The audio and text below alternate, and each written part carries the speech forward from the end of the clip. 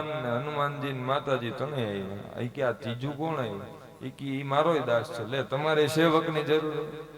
તમે ખાવ કે કાંઈ ચોથી વખત એકાદશી આવી એટલે ગુરુ મહારાજ ને કીધું ઈ કે 4 જણાનું દેજો ઈ કે 2.5 શેર ને 10 શેર થયું કેટલું ખાવું ઈ કે તમારા ગુરુ આવે વળી એના ઘરના આવે વળી એનો કોક સેવક આવે મારે કેટલા ને રાંધીને ખવડાવે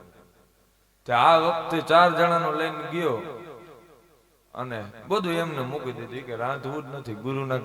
ઠાકરના ઘરના હે આફળે રાંધશે કે મારે હું રાંધીને ખવડાવ આ વખતે 4 જણા આવ્યા લક્ષ્મણજી કે મારે આવું છે તમે જાઓ તો હું શું બાકી રહું જ્યાં રામ ત્યાં લક્ષ્મણ તો રામ લક્ષ્મણ જાનકી ને હનુમાન 4 જણા આવ્યા હનુમાનજી મહારાજ ને કહે કે હવે તો કે કાંઈ કર્યું નથી તમારે આઈછે કરવાનું જાનકીજીએ ચૂલો પેટાવ્યો હનુમાનજી મહારાજ સ્વયં વાયુનું સ્વરૂપ એની અંદર ફૂંક મારે અને ભગવાન આમ શાક સુધારે અખિલ બ્રહ્માંડનો નાથ ભોજન પીરસે આમ ભોજન તૈયાર થયું એનો એક ગોરિયો જ્યાં અંદર ગયો ને ત્યાં જ્ઞાન આવ્યું કે આ અખિલ બ્રહ્માંડનો નાથ જે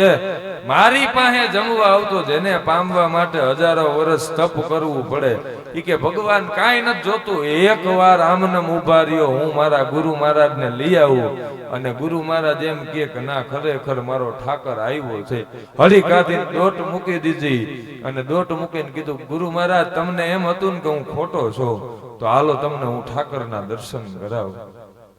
આવીને આવ્યા અને ગુરુ મહારાજે જ્યાં ભગવાનને જોયું ત્યાં કીધું ગઢિયા અમારી ભક્તિ નહીં પણ તારી ભક્તિ ફળી ત્યારે ઈ જ્ઞાન મળ્યું જાનકીજી આમ કોરી ઉતાર્યો નિત્ય આનંદ કરી વરામ ભય કરી સૌંદર્ય રત્ના કરે નિર્જુતા કે ઘોર પાવન કરી પ્રત્યક્ષ માહેશ્વર જે પોતે અન્નપૂર્ણા છે એને રાંધ્યું હોય ને ઈ કોરીઓ પેટમાં ઉતરે પછી તો બધું જ્ઞાન લાગ્યું આમ કોરીઓ ઉતર્યો બ્રહ્મ જ્ઞાન થઈ ગયું કે ગુરુ મહારાજ તમને કહેતો તો જોવા મારા ઠાકર કે અઢિયા મેં તો ઠાકરને નથી જોયા પણ તારા થકી મેં મારા ઠાકરના દર્શન કર્યા કે બાપુ આ લીલા તો તમારી છે હું ઓળખતો નહીં હું તો એટલું કહેતો કે હે મારા ગુરુના ઠાકર આવો હે મારા ગુરુના ઠાકર આવો સાહેબ એક ચેલો જો ભગવાન સુધી પુગાડીએ કે તો ગુરુની ભક્તિ શું